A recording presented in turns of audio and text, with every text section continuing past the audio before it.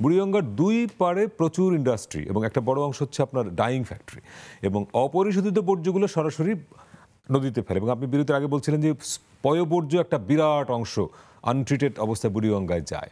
কিন্তু তার সঙ্গে এই যে শিল্প কারখানাগুলো, আমরা সবসময় যে অজুহাতটা দেয়া হয় যে উন্নয়নের বিরোধী কিনা আমরা, এখন শিল্প কারখানাও লাগবে কিন্তু আবার আপনার সঙ্গে সঙ্গে নদীটাকেও তো বাঁচাইতে হবে।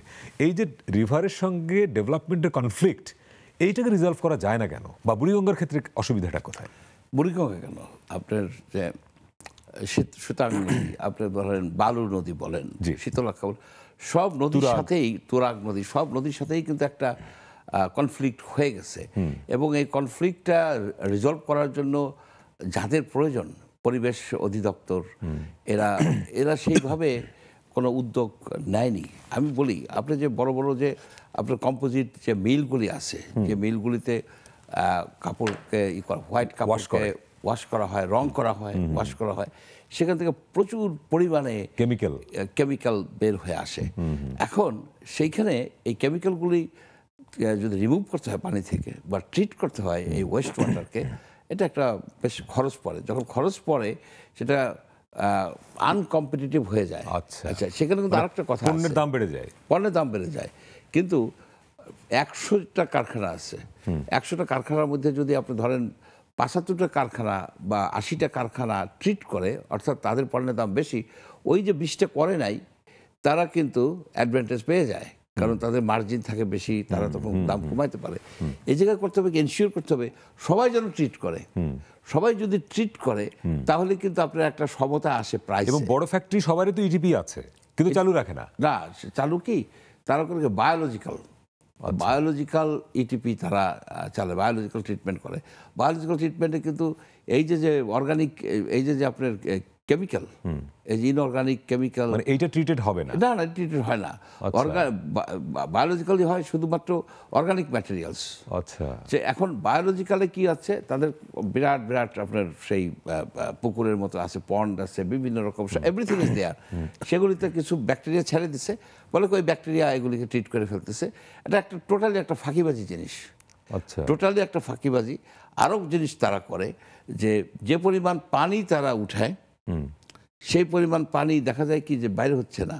তার মানে কি, কিছু কিছু পানি তারা আবার ট্রিটেড, মানে ওয়েস্ট ওয়াটার পাম্প করে ঢুকাই দেয় মাটির নিচে ঢুকাই দেয়। এটা একটা সুইসাইডাল, কারণ ওটা তো আর কোনোদিন এটা ট্রিটেড হবে না, পানিটা ঠিক হবে না। এটার বর্জ্য আপনি মাটির নিচে দিয়ে দিলেন, ওই মানে মাটির শক্তি শেষ হয়ে যাচ্ছে। মাটির শক্তি শেষ হচ্ছে, আপনার গ্রাউন্ড ওয়াটারকে কন্টামিনেটেড করতেছেন। তারা এক লেয়ার থেকে পানি উঠে আর এক লেয়ারে পানি দেয়, মানে ইনজেক্ট করে দেয়। এটা বোঝা যায় কিভাবে? Very difficult. এখানে যে কটা পাম্প উঠাইতেছে, পাম্প দিয়ে পানি উঠাচ্ছে, এবং যেটা হচ্ছে সেই অডিট করলে, আমরা অডিট করছি, আমরা পেয়েছি। আচ্ছা, আমরা তার মানে অডিট করে আমরা পেয়েছি যে পরিমাণ পানি সে উঠাচ্ছে, 5-7টা হয়তো তারই আপনার পাম্প, পানি যে পরিমাণ উঠাচ্ছে সে পরিমাণ পানি তো যাচ্ছে না, তার পানিগুলি গেল কোথায়? সামহাউ হিডেন তারা রাখে। আচ্ছা, এটা আরেকটা বিষয় হচ্ছে যে এই যে তারা ইন্ডাস্ট্রিয়াল ওয়াটার তারা ইউজ করে, হিউজ অ্যামাউন্টের পানি ইউজ করে। 1 কেজি জিন্স ট্রিট করতে, রং টং করে সব কিছু ফিনিশ করতে 1000 লিটারও বেশি পানি লাগে। মাই গড! এখন এই যে ইন্ডাস্ট্রিগুলি, এই যে আপনার যে প্রায় 1000 খানিক যে এই যে কম্পোজিট মিল আছে, যেগুলি রং করে, এটা করে, সেটা করে, এটা ভয়াবহ রকমের পলিউটার। দে আর দি নাম্বার 1 পলিউটার এই ইসের। এবং তাদেরকে আপনি কি বন্ধ করে দেবেন? আপনি তাদেরকে বন্ধ করে দিলে টোটাল গার্মেন্টস ইন্ডাস্ট্রি শেষ। তাদেরকে আপনার নতুন নতুন টেকনোলজি দেখাইতে হবে, তাদেরকে নতুন নতুন টেকনোলজিকে করতে হবে। না, সারা পৃথিবীতে এই কাজ হচ্ছে না, তারা কিভাবে করছে সেই ভালো এক্সাম্পলগুলো তো আমরা আনতে পারি। আপনার আছে তো, সেটা তো করা অসম্ভব কিছু ব্যাপার না। আর এর সাথে কিন্তু জড়িত আছে এই যে ইন্টারন্যাশনাল যে ইগুলি আছে, আপনার কিছু কিছু কোম্পানি আছে, আইএসও ঠাইএসও, এই ধরনের। এখন ধরেন গার্মেন্টস ইন্ডাস্ট্রিগুলো তো কমপ্লায়েন্স না হলে তো বায়াররা আসতে চায় না।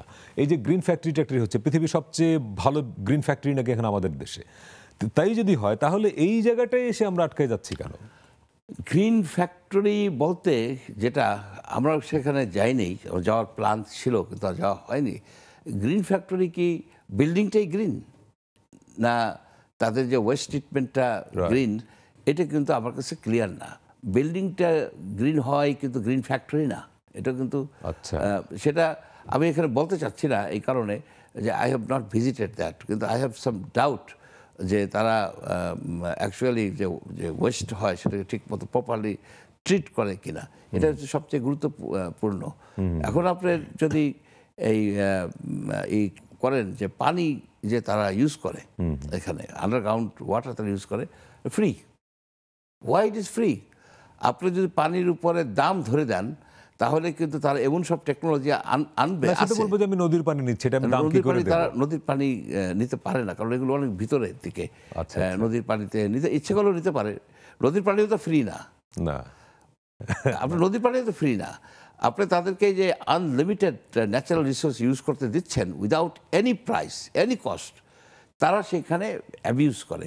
যদি পানির সংখ্যা, পানির পরিমাণ কমায় দেন, অর্থাৎ পানির দাম ধরেন, তাহলে কিন্তু তারা ওই টেকনোলজি ইউজ করবে যেখানে কম পানি লাগে। কম পানি লাগা মানে কম হবে আপনার ওয়েস্ট ওয়াটার জেনারেট হবে। এই ধরনের ইন্টেলিজেন্ট, এই ধরনের স্মার্ট অনেক অ্যাপ্রোচ আছে, সেখানে তাদেরকে নিয়ে কাজ করা দরকার, তাদেরকে নিয়ে আপনার কাজ করা দরকার।